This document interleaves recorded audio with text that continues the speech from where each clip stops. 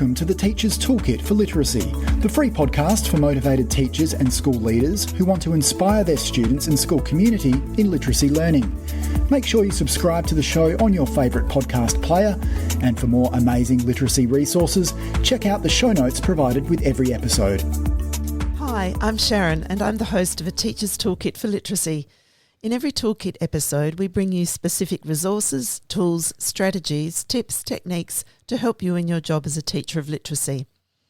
Firstly, we acknowledge and pay our respects to the Kaurna people, the traditional custodians whose ancestral lands we gather on. We acknowledge the deep feelings of attachment and relationship of the Kaurna people to country, and we respect and value their past, present and ongoing connection to the land and cultural beliefs. And welcome, Phil. Thanks, Sharon, and welcome to this podcast called High Impact Strategies for Struggling Readers, Years 3 to 6. And Sharon, let's chat about some recent happenings. We've just been to Western Australia. One thing I've noticed about Western Australia is they've got big, wide, open spaces and wonderful roads. Oh, look, that was the thing that I was going to mention. Were we impressed by the roads? It was just such a joy. Well, actually, have to say, so we were working down in a school down in the south. In a lovely river town called Collie. Yes, yeah. Beautiful town. Absolutely stunning along the river. And for us, coming from South Australia, the big timber of that area is just breathtaking. And the age of the trees, big, old country. Yep. Yeah, very inspirational to be in. Yep. I don't know, you just feel like you're breathing time from long times. Yeah.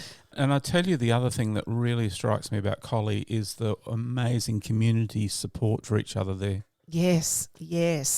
Actually, we could also mention, went to a great show. Yeah, I was going to say that. Collie, or a great production. At the end of our visit there, we went to a production at the a winery. Yes. And Harris River Estate. That's it, Harris River Estate. And the show, so Whiskey and Boots are the team behind. They had already presented this show once before in Collie, but had spent about 3 weeks in Collie interviewing about 9 or 10 local residents and really got their stories. So some newer to Collie, some older, long-time residents. And then in the performance, they just came together and brought those stories. There were 2 presenters who actually talked out the interviews they had with those key people, and they talked them out, and there was beautiful music that was set in the backdrop, and then there were images of the people that came up. It was just it just brought all the beautiful stories from the community and how they felt about each other and how they felt about Collie and the community. It was just an amazing thing to watch. Yes, wasn't it? Yes, it was. Yeah, to watch and to be engaged in. And even though most of the people at the performance were local Collie people, and it was wondered, what would we get from that performance, not knowing the people. But I absolutely feel like I do know those people now because of that performance. But more importantly, what you've said, Phil, is this community sense that came through so strongly about the importance of being part of that community. It was really I think that project, though, was called the Bystander Project. I think so. Yeah. Yeah. Anyway, we did some really great work in the school last week, and I'm sure things will come up through our podcast about that. So here we go with our topic today, Sharon. What's the teaching struggle here about, with strategies for teaching struggling readers, especially years 3 to 6? Yes, yeah. So I get a lot of questions about that. Teachers really wanting to, who are finding that they have older students, so especially that year 3 to 6, because we work mostly year or foundation to year 6, but actually we do also work in secondary Settings, thank you. Could not find the word. The secondary setting as well. And I think this is, I don't think this is peculiar to years 3 to 6, but the strategies that we're going to talk about today, I think, sit well within the year 3 to 6 space, but I don't think that excludes in any way the secondary space with some adjustment. Yep. But I do get a lot of questions about that. In fact, it would probably be the forerunning question of everything is, I've got struggling readers, how do I help them? And teachers are really looking for strategies, techniques, tools across a number of areas. One is about motivation and how to motivate students who are struggling to read. That's a big one. And to engage in reading. How to help them make growth. So not just motivate them, but what is it that we can be doing that's going to help students to grow, how to help them access grade level curriculum. So even though they might be year 6 or year 5, 4, 3, teachers are often saying, like, I don't want to just keep, if I look at them as a struggling reader and think, well, they're operating at, this year level, and I'm going to say it right now too, when we say operating at a particular year level, often it's a very narrow view. I'm not being critical of teachers here, but we often attribute a low level of reading to just one particular aspect of reading rather than the fullness of reading in all of the different aspects of it, from decoding, fluency, vocab, comprehension, talking about reading, thinking about reading, so that whole orchestration of all of those things, and how to differentiate for, if I have struggling readers in the class, how can I make that work so that I can meet the needs of, because we don't just have struggling readers in our class, we've got a range of readers, and so how can we differentiate so that we're not just addressing our teaching for struggling readers, but for all of our readers? And how can we do that to make sure all of the readers in our class, are able to grow and be extended, not just, sort of thinking, okay, I'm teaching to the middle and then these children down here and those children up there are missing out. How do we get that across all of those year levels? So differentiation is a big thing that comes up. So they are the biggest questions that I get over and over and over again. And in fact, that was a big part of the work that we've just been doing in Western Australia, in the school. How are we catering for all of our students? And once again, it always comes up, what about those who are struggling? Always comes up that question, doesn't it? Yes, yes. As you say, Sharon, it is totally linked though, because, we do notice just even in the NAPLAN schools that the students that are needing to grow, who are quite capable in literacy, but also need to grow as well, we need to have strategies for them as well. And those, I think the important point that you're making there is that this podcast is not going to give us a toolkit of, okay, here are my struggling readers, let me sort of siphon them out and say, right, they now need this. And my teaching is geared just for them. They get this lot of teaching and these access to this, and everybody else gets that. Where in fact we can have a similar approach across all our students. That's what we're saying. That will work for all of them. The differentiation happens in other ways that we're going to talk about. Yeah. That the differentiation, like if we even just think about this, that when we think about what like what makes a good reader, we know that it's those who read a lot, are better readers. So we know that the time spent reading, good readers read a lot. That is, people just go, well, that's just logical. That just makes sense. Anyone who's reading, anyone who does anything a lot becomes good at that. Yes, we want to talk about some strategies, some tools, some techniques that we can be using that can make our job not be divided into so many categories. Like we know what it's like as teachers to think, okay, I've got all these children in my class, all with different needs, and we want to address those needs, and that's where differentiation becomes an important factor.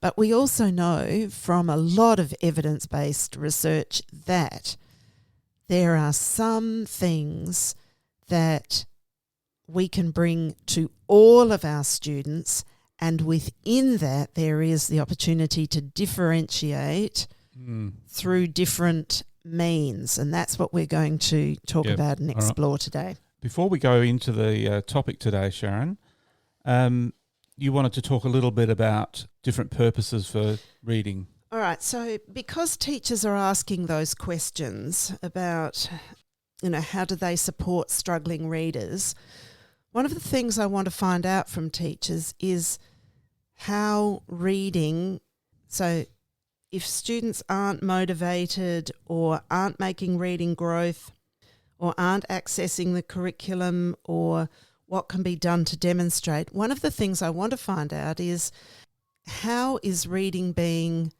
for want of a better term, done in the classroom. So we might have a lot of things that we're teaching around reading, but we also want our children to be having time each day to be reading for themselves. Actually reading for themselves. Yeah, yes. That's right. Yes. And not just like a group activity where you're doing a reading comprehension activity or whatever, but you're actually having time for every student in your class to read for themselves.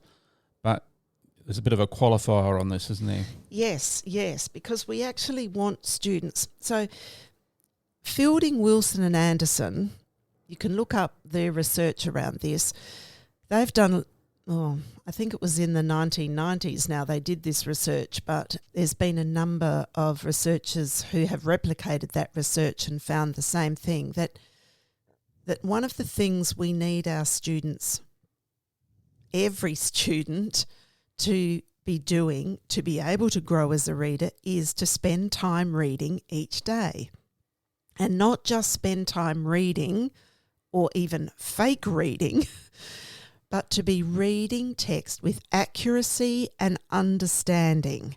And apparently that research shows that the more of that type of reading they do, the higher the reading scores or the reading outcomes. Yes, well, they did look at how much time children were spending reading and how that translated into their test scores. Yeah. And so this was the initial study was done with Year 5. Yeah. So they were able to look at how many minutes per day children were spending reading to achieve certain percentile levels in a standardised reading assessment.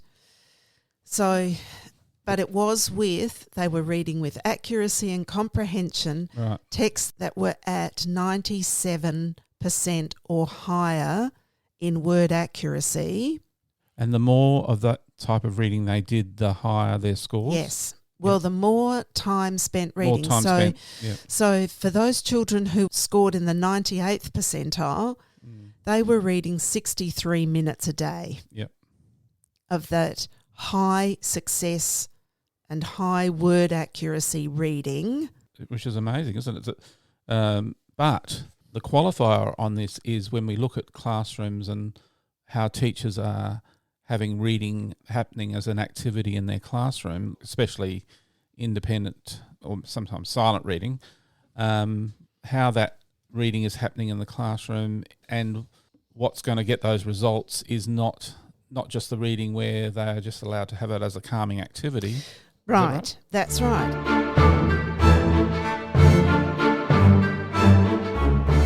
Hi everyone, just a little Teachific promotion here.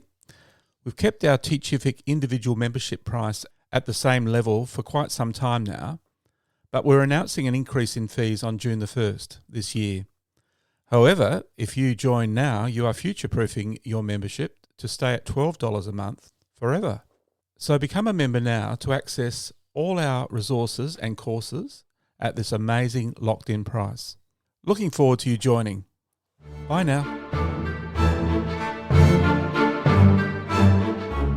So this is kind of a little bit of a checklist, I suppose, for ourselves, is to think about if we've got children who are struggling with reading, how much time are they reading in class with high success text, so 97% or higher, but it isn't just the reading on its own. Reading also needs to come with teaching. Yep. And so we can kind of do a little self-check here. Do we have our students reading, say, as a calming activity during the day? So maybe at the beginning of school, maybe after lunch. After lunch, yep. And what a lot of teachers who do during that time, if they're using that as their students' main reading time, that's when teachers often say to me, wow, the children who need this time the most aren't reading. Like they're just faffing around. They might start a book, they'll put it back. They don't finish a book. They're not getting better. And it's because that sort of calming kind of time, here's our checklist. What is its purpose? Usually as a calming, mindful kind of activity. What are our intentions for it? We might be saying, well, our intention is we want children to be reading during this time. But often a number of them don't read in that time. Correct.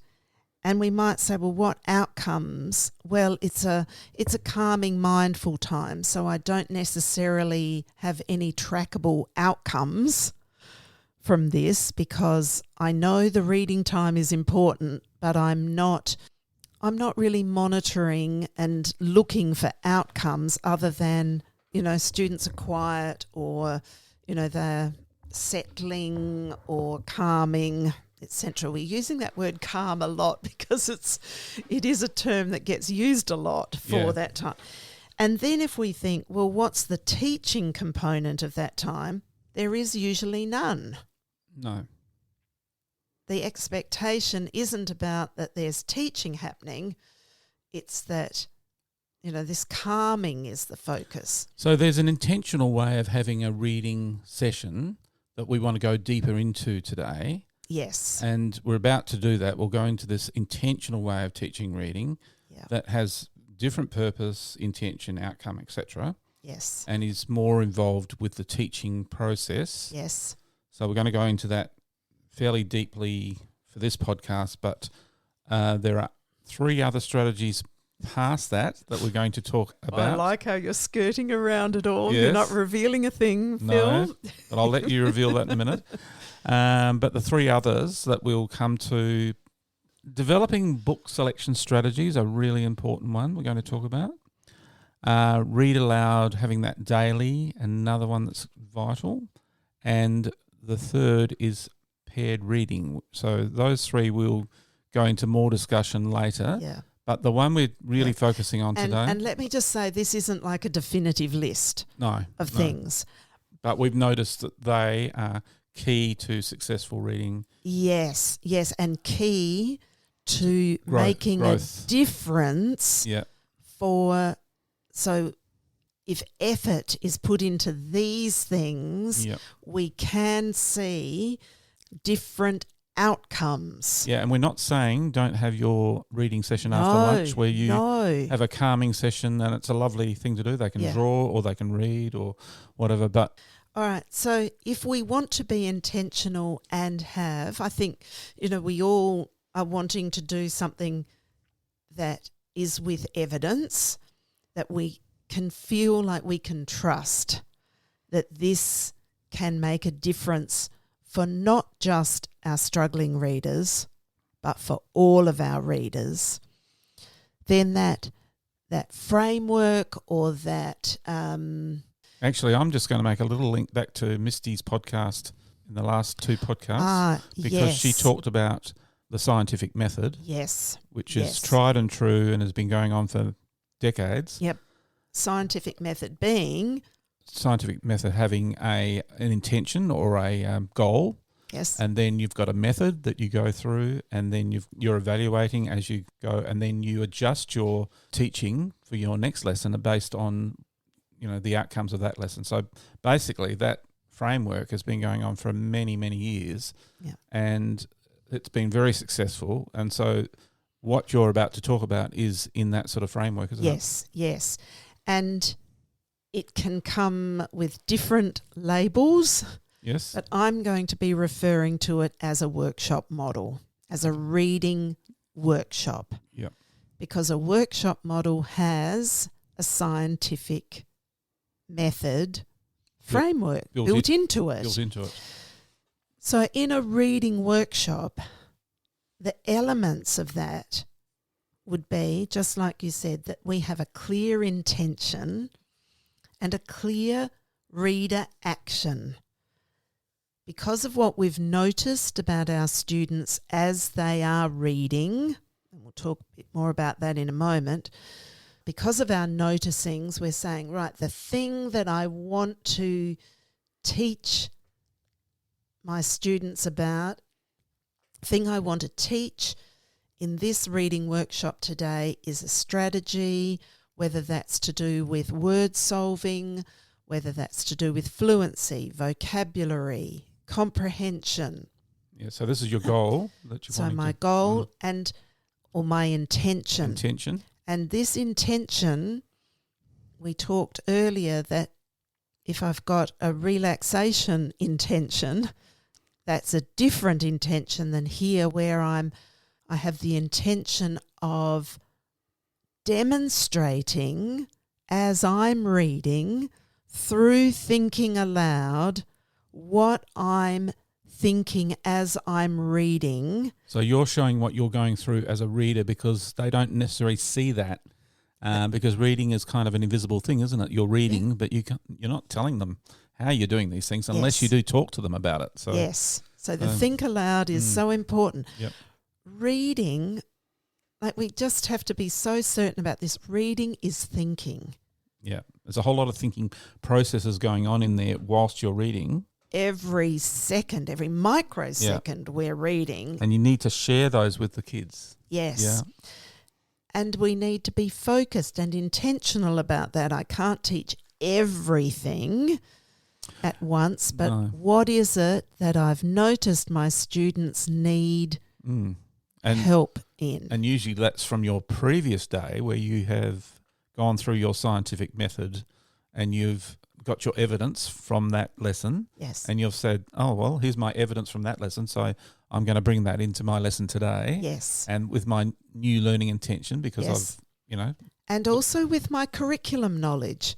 Oh, yes, yes. And knowing what is it that at my year level that I need to bring to my students. Like, what are the expectations? What are we working towards? What's the achievement, that we're getting to? And of course, my knowledge of the reading process is also another piece of that. Okay. And so when you're designing the method of the lesson, the scientific method of what you're going to go through, you're bringing all those factors in. Yeah, I am. And that is the absolutely the joy of it. Joy and marvel and wonder of us as teachers. Yep. And nothing else can do that. This is the art and the craft of a live teacher, the very person at the front of this group of children, bringing this process, this intention alive. And we forgot to mention too that quality literature is also there in that knowledge base that we need. Yes. Yep. Yes. Yep. Absolutely. So as I'm to modelling, yep. I'm using rich text. Yep. Yep. I'm using because those authors worthwhile text. Those authors have written that material in a way that you and I probably could not write because they are such experts at it. Yes, yeah. Because I've mentioned about that 97% word accuracy bit, but I've also been very intentional in saying, I've been quite intentional in not just saying the word accuracy level, but saying that 97+%, word accuracy, but 90% comprehension. Like, this is the joy and wonder of reading, is that as we read, we get to understand more and more, by what we're understanding of a particular word or what we've inferred from the way a character is feeling, or what we have, how we've phrased, put phrases together in a sentence to go, oh, that's what it means. Yeah. So there's a lot to be working on here, not just word accuracy, but this other part of it. It's this, how do we get to this deep meaning from text? So there is this, each lesson that you're going to have this focus on a particular thing, but that doesn't mean they can't bring in other things you've taught in previous lessons. Absolutely not. You will have this learning intention. Yes. And then we'll have this opportunity for them to go and practice. Right. Well, so as we said, that we're modelling that, and as I'm modelling it, as I'm doing the think aloud, I'm already asking of my children, of my students, to be joining in with that thinking, to start practicing that with me. Before they go to their independent reading. Yes, because this is my checking in, my brief, and all this is happening in a not a very long space of time. But I can't just keep modelling it and keeping it to myself. So can you give us an example, Sharon? Like, you might get a student or two to come up and... No, probably not. Okay. What would because you do? I want everybody starting to... So let's say, okay, I'm going to take a fluency piece here because we spent all of last week doing a lot of work around fluency. In a school. In a school, and thinking about, say, how we might phrase text, right? So to phrase it to get to good meaning. So this was the learning intention. Yes. So because in fluency, okay, here's the big thinking we're doing, because fluency encompasses expression, phrasing, pace, accuracy. Sounds like another podcast. Yeah, it does. It does. Or even a course. Yes, I know. I'm under strict orders, folks, to do that one. Now I've got you now saying that he's got me on the podcast saying it. We might get that done. So your learning intention is to all right, do with... so let's say my learning intention is, to read with phrasing. So I actually, for students to be able to understand how I'm doing that, I need to be thinking aloud, and it would be really useful for them to see that text as I'm reading it and seeing how I am phrasing. So you'd enlarge it? I would. And where would I get that text from? It links to next part of the podcast, but I would get that from the read aloud that I'm doing. Yeah. So text that's familiar to us, or it might be something from... but it's got to be good text. But it might be a chapter book you're already reading to the class. Correct. Which would make sense to them. Yes. They already know it. For me, 99% of the time, I'm working with text that whatever I'm reading to them, and I have always got a chapter book on the go. And we're going to be talking about the importance of that later on in this podcast. So that's a little bit less work for a teacher to do. They don't have to go off and get another book. They've got the book already there. Yep. That's good. Do not even have to find a worksheet around that. Okay, so you've got your book. Because there's nothing. Yep. You've enlarged I've got on the screen. I've got a paragraph, or I've got 2 sentences. So talk us through what you would do to do this little mini rehearsal. Good readers Yep. phrase. So read in phrases to help them get the meaning of the sentence. I might go sentence or of the text. So I would model through Think Aloud how I phrase that sentence. So I might read it and then go, didn't understand really what I meant there or what that was telling me. Let me do some phrasing so I can show how I phrase, break that into phrases in that sentence. And so without too much more around that, I'm really doing the Think Aloud to say, I did this because I'm going to pause here because I put these words together because. So you're just showing them how you would be thinking when you're reading. Yes. And how you phrase in your own mind. Yes. And how that works for you. You might even put little marks on the page. I might, or I'm probably not going to do that because we're not going to do that in our own reading necessarily. No. But I might, if that's what we call like the scoop line, to say I'll put these words together, I'll put these words together. And we'll take a break there from part 1 of our podcast. We look forward to you joining us for part 2. Bye for now.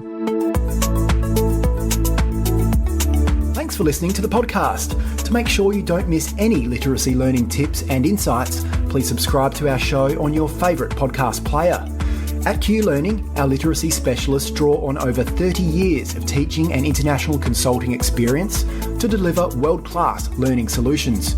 We equip, empower and support teachers to become their authentic selves. To find out about upcoming webinars and about how Q can help you and your school, visit qlearning.com.au. And you can get even more amazing teaching resources right now at teachific.com.au. Stay tuned.